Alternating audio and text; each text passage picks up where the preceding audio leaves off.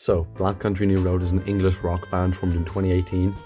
When they started, the members were Georgia Ellery, Tyler Hyde, Charlie Wayne, Lewis Evans, May Kershaw, Luke Mark, and Isaac Woods. Some members were previously in a band called Nervous Conditions, but that band split up due to allegations made against one of the members. They got a lot of comparison to Black Midi, which is fair enough, I guess. They even went on a tour with Black Midi as the group Black Midi New Road. But BCNR tend to be a lot more somber than Black Midi is. You know, they're not as exciting or as abrasive, I suppose. They released their debut album for the first time in 2021, and just before they released their second album, Ants From Up There, in 2022, lead vocalist Isaac Woods left the band. The album I just mentioned, Ants From Up There, was very highly praised, and many people consider it to be the best album of the 2020s so far. Personally, I think it's Sinner Get Ready by Lingua Ignota, but that's just my opinion.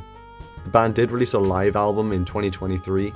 Despite being a live album, it was full of completely original material, and it was still very good, but it wasn't to the same quality, as the band was still kind of trying to find their footing after the departure of the lead vocalist, because obviously that's a really big change for a band to go through.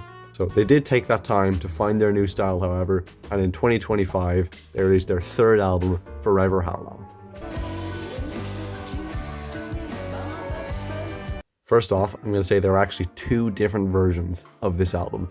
The normal version and the shiny collector's version for only the true BCNR fans. The only differences, at least that I'm aware of, are that the tracklist is slightly different on the collector's version, and the title track is split into two different songs for some reason. In this video, obviously, I'll just be going over the normal version of the album that's on streaming services.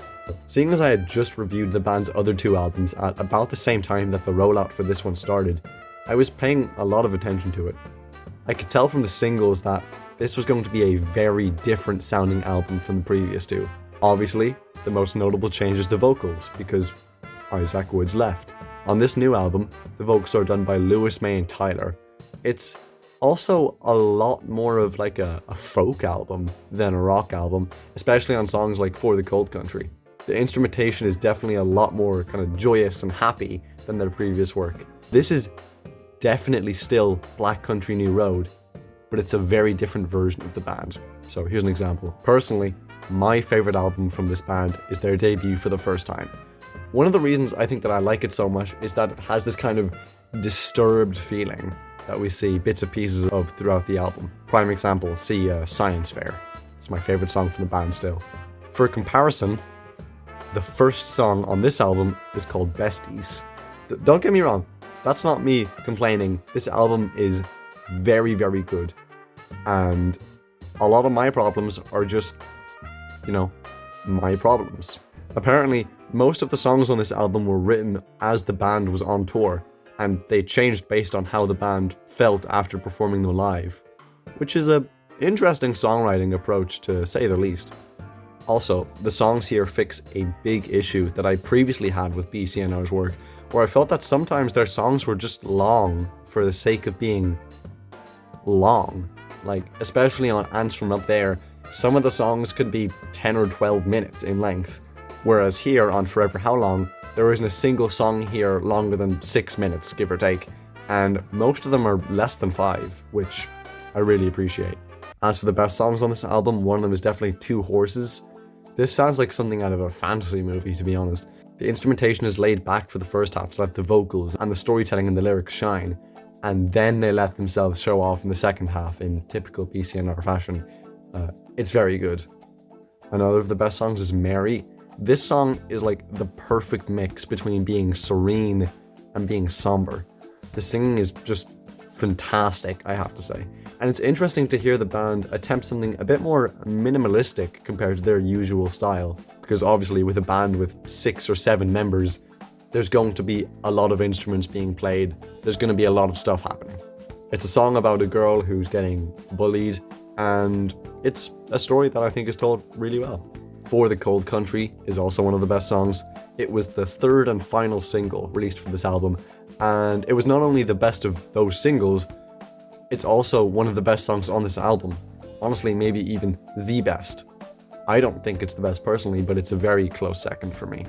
The vocals are, like Mary, just beautiful, and the lyrics are really poetic, being about self-reflection.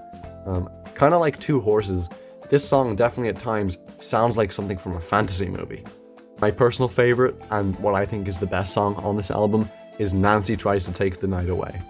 It starts off very somber, in the style that's typical of BCNR's previous work, but not so much on this album. So it is nice to see that they haven't completely ditched their old style. It's about a girl named Nancy, shocker, I know, who either works as a prostitute or is just very active. I'm not really sure which. This behavior has gotten her pregnant, and she's in so much pain, both emotionally and physically, that she honestly hopes that she gets hit by a car. Tragically, her baby dies before it's born, and her only support through this whole ordeal has been her own mother. Again, that's tying into the whole motherhood theme. At the end, she eventually makes the decision to Kurt Cobain herself. I like the vocals on this track as they feel like a complete breakdown, and the instruments are excellent as well, especially the guitar and piano. It's great because, as I said earlier, it manages to kind of return to their old style while also fitting into this album really, really well. So as for the worst songs, keep in mind that this is one of those albums where the difference in quality between the best and worst songs honestly isn't really that big. I've seen a lot of people put some of these songs as the best on the album, and honestly that's fair enough. This is just, my opinion. So one of the worst songs in my opinion is Besties. This is the opener and was also the first single released for the album. Originally, I didn't like it. Although within the context of the album, it does work a little better. It's a song about loving a good friend, but not wanting to confess to them and potentially ruin the relationship that you already have. It's a good song, but there's definitely a lot better. The second song on the album, The Big Spin, is also one of the worst. It's the shortest song off of this album at only 2.5 minutes. I know I was just complaining earlier that some of the songs on their older albums were too long, but I think this one's too short. The issue with having shorter songs on an album where the average song length is 4 or 6 minutes is that they can seem a little half-baked or rush, and I feel like that's kind of what happens here.